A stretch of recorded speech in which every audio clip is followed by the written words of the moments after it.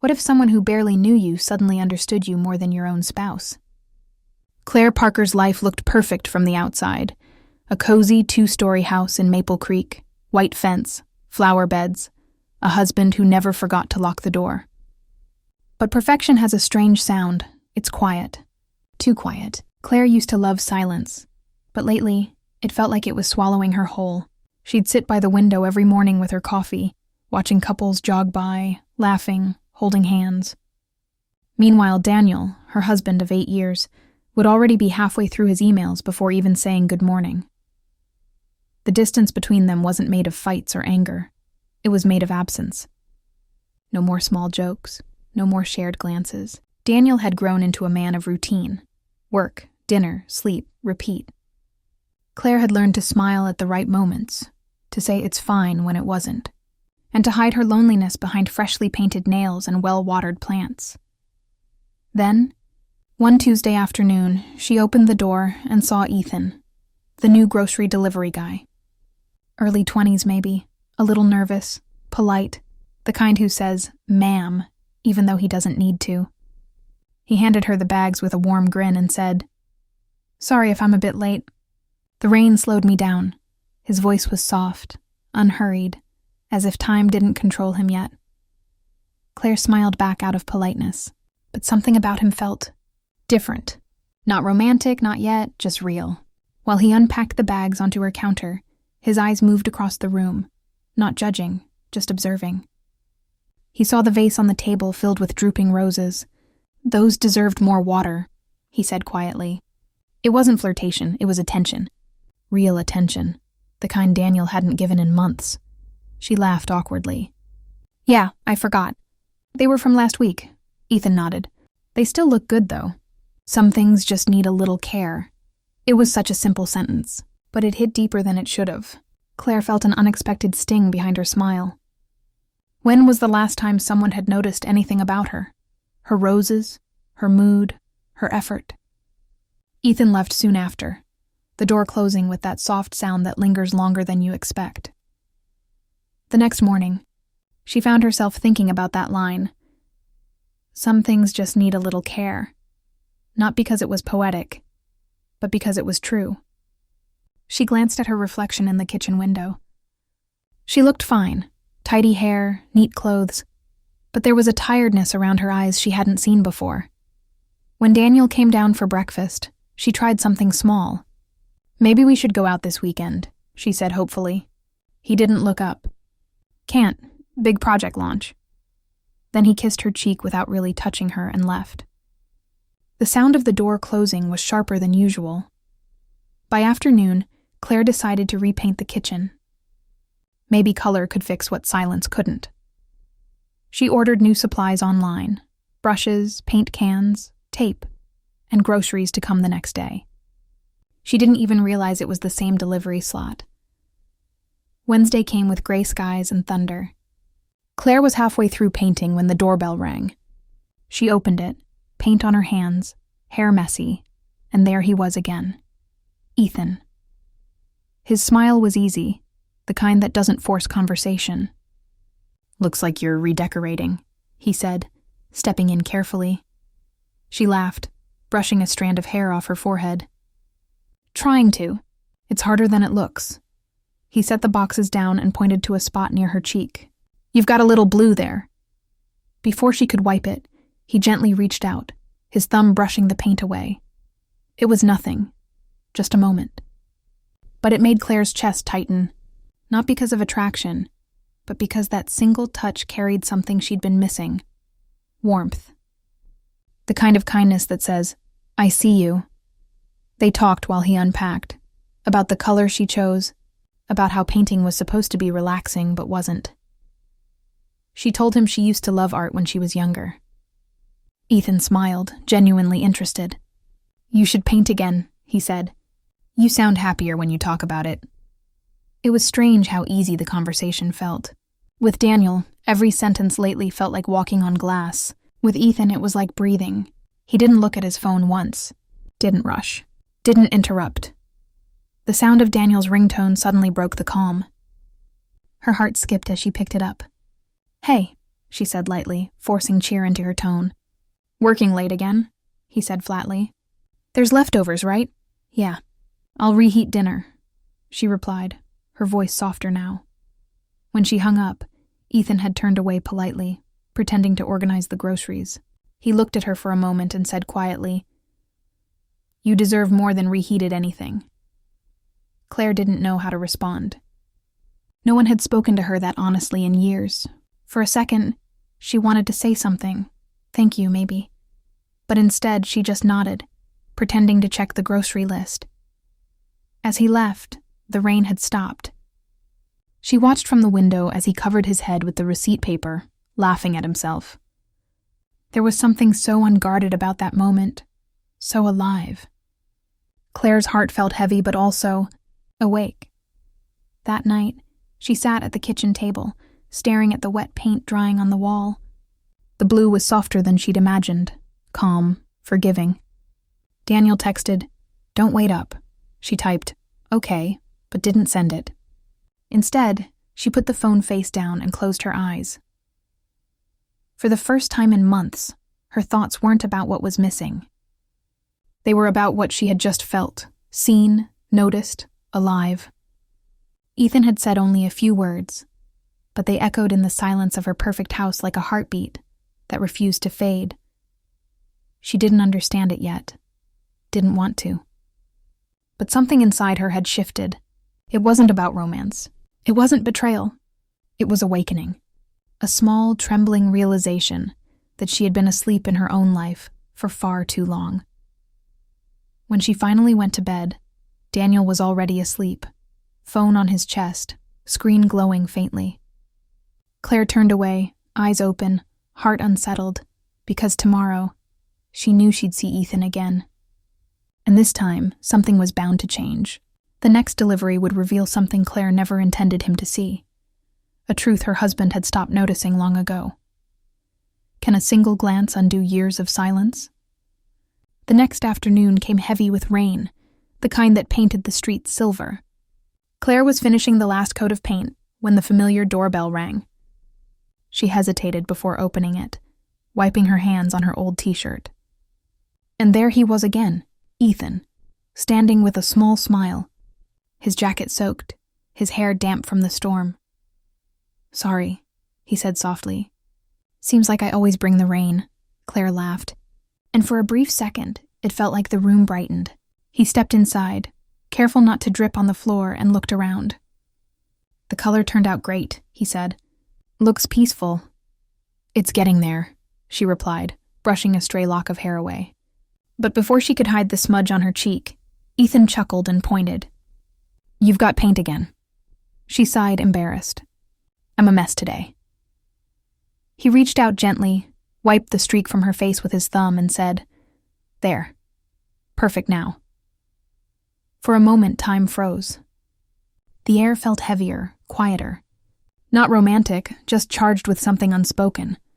No one had looked at her like that in years. Not through her, but into her. Claire turned away quickly, pretending to check the grocery bags. You can leave them on the counter, she said. He nodded but didn't leave right away. You really love colors, huh? He said, noticing the paint samples scattered on the table. Claire smiled faintly. I used to paint a lot. Before life got busy. Ethan leaned on the counter, eyes kind. You should start again. You sound alive when you talk about it. His words landed softly but deeply. Alive. It had been so long since she'd felt that. They talked for a while, about art, books, places they wanted to visit. Every minute passed faster than it should have. Then Daniel's name flashed on her phone screen. She picked up immediately. Hi, yes, I'll reheat dinner, she said, her voice low. Ethan stood quietly, packing the last items, pretending not to listen. But he heard enough. The tone, the distance, the quiet ache behind her words. When she hung up, the silence stretched thin. Ethan finally spoke, his voice barely above a whisper. You deserve more than reheated dinner. Claire looked up, eyes uncertain. It's not that simple, he nodded slowly. Maybe not. But simple doesn't always mean right, she didn't reply. Her throat felt tight. Ethan picked up his jacket and smiled faintly. See you next time, Claire. Her name and his voice lingered longer than it should have. When the door closed, she stood there, heart beating faster than she wanted to admit. She looked around the half-painted kitchen. The color that once felt calm now felt alive, restless, like something inside her had woken up. The next morning, Daniel found the delivery receipt on the counter, with Ethan's name scribbled across it in Claire's handwriting. What happens when guilt feels like love in disguise? Daniel stood in the kitchen the next morning, holding a small piece of paper between his fingers. It was a grocery receipt, nothing strange, except for the name written across the bottom, Ethan. He frowned. "Who's this?" he asked casually, though his voice carried an edge. Claire froze for a second before answering. "Just the delivery guy." But her tone was too fast, too practiced. Daniel looked at her for a moment, then nodded and left for work. As soon as the door shut, Claire felt her chest tighten. She hadn't done anything wrong, but her heart still raced like it had a secret to hide. She told herself she wouldn't see Ethan again, that this was just confusion, a spark mistaken for warmth. But the silence that followed proved harder to live with than guilt itself. Days passed. The kitchen paint dried, the flowers were replaced, and Daniel stayed the same, polite, distant, predictable. Claire missed laughter, missed being seen.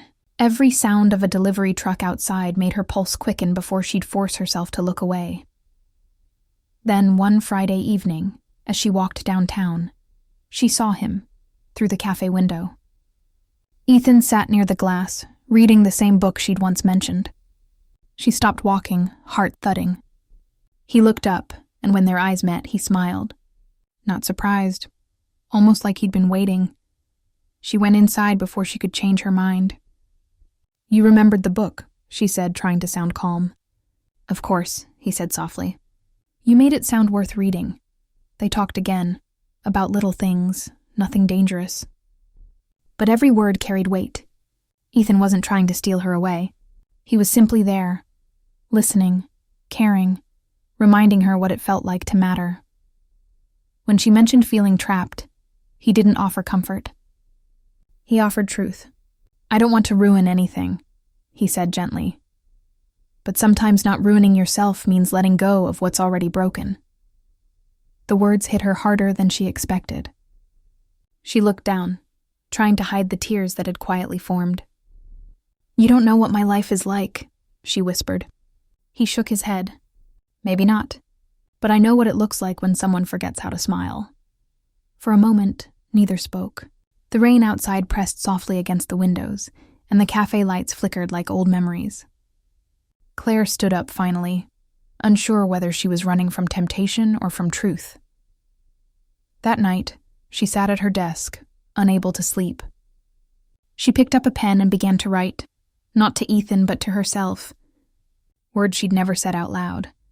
Halfway through, she stopped, slipped off her wedding ring, and placed it beside the letter. When Daniel came home later that night, he found the ring glinting under the lamp, and the unfinished letter that began with, "I don't know who I am anymore. Can forgiveness be the final act of love?" Daniel stared at the letter for a long time, the quiet ticking of the clock filling the room. The words weren't cruel, but they cut deep. Claire hadn't accused or blamed. She had simply written the truth.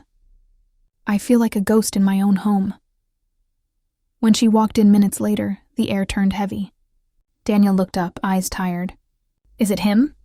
he asked, his voice trembling, not with anger, but fear. Claire shook her head. "No, Daniel, it's me. I forgot what it feels like to be alive."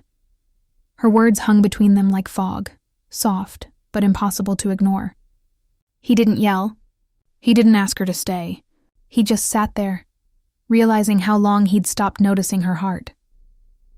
For the next few days, silence filled their home. But this time it wasn't the cold kind. It was the sound of two people realizing that love isn't always enough when it's forgotten. Claire packed her things slowly, not running away, just stepping out of a story that had already ended. She left behind her ring, the keys, and a note that simply said, "Thank you for once loving me." Weeks passed.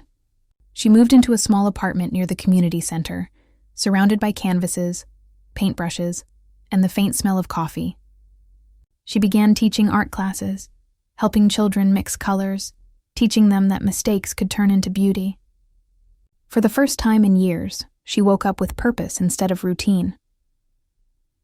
One afternoon, as she unpacked supplies for class, she heard a familiar voice behind her. "Need an extra hand?" It was Ethan, holding a box of paints and wearing that same unassuming smile. She froze for a second, surprised but not startled. "You still doing deliveries?" she asked with a smile. "Sometimes," he replied, "but I figured helping you paint would be a better delivery." They laughed, softly, easily, like old friends. Ethan helped her arrange the room, both of them talking about everything and nothing. When the class began, he quietly stepped aside, watching her come alive as she guided the kids. The way her eyes lit up, the way her hands moved. It wasn't the same Claire he had first met at that lonely doorstep. This one had found herself again. When the class ended, he said, "I'm glad you're painting again." Claire looked at him, a peaceful smile on her face. "I'm glad I finally looked up." He helped her carry a few boxes to her car, their hands brushing briefly, not in longing, but in gratitude. For what they'd shared, for what they'd learned. That night, Claire returned home, stood before her unfinished canvas, and dipped her brush into a bright shade of blue, the same color she'd once painted her kitchen. Only this time, it didn't feel lonely. It felt free. As she painted, her phone buzzed. A message from Daniel. "I'm sorry too."